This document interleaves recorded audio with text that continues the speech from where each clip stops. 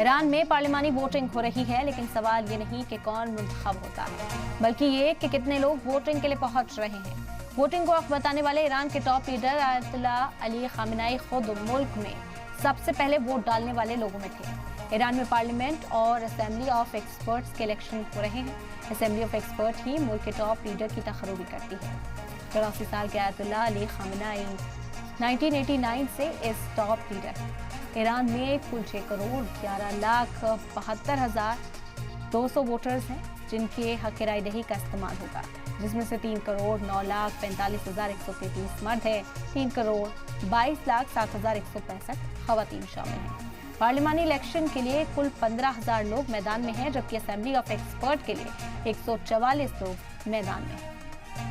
आपको बता दें कि लगातार वोटिंग राइट का इस्तेमाल यहाँ पर किया जा रहा है, लेकिन सबसे बड़ा सवाल यह है कि किस तरह से वोटिंग का जो अमल है यहाँ वो पेश आता है। क्या लोग पहुँचेंगे वो हक राय दही का इस्तेमाल करने के लिए, क्योंकि आपको बता दें कि लगभग 15,000 उम्मीदवार मैदान में है और जो वोटिंग राइट का इस्तेमाल करने की अपील बार बार लोगों से की जा रही है, उसका कितना असर होता हुआ यहाँ पर नजर आएगा, ये भी देखना होगा।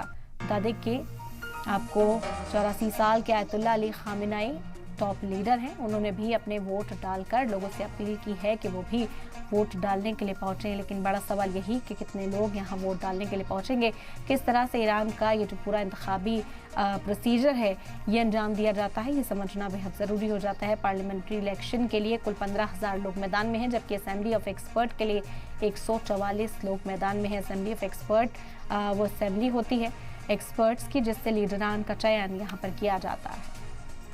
और इस वक्त हमारे साथ खास मेहमान जुड़ गए हैं इस मौजू पर चर्चा करने के लिए। ब्रिगेडियर शरदेंदु साहब इस वक्त हमारे साथ हैं, इंटरनेशनल अफेयर्स एक्सपर्ट। खैर मकदम है सर आपका सलाम टीवी पर।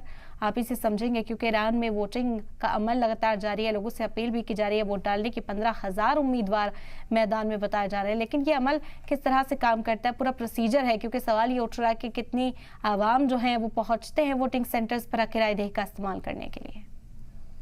देखिए ये बड़ा 4 साल में देखिए ईरान में ये इलेक्शन होते हैं। पिछला इलेक्शन 2020 में हुआ था और उस समय जो पोलिंग का टर्नआउट था वो तकरीबन 47% था।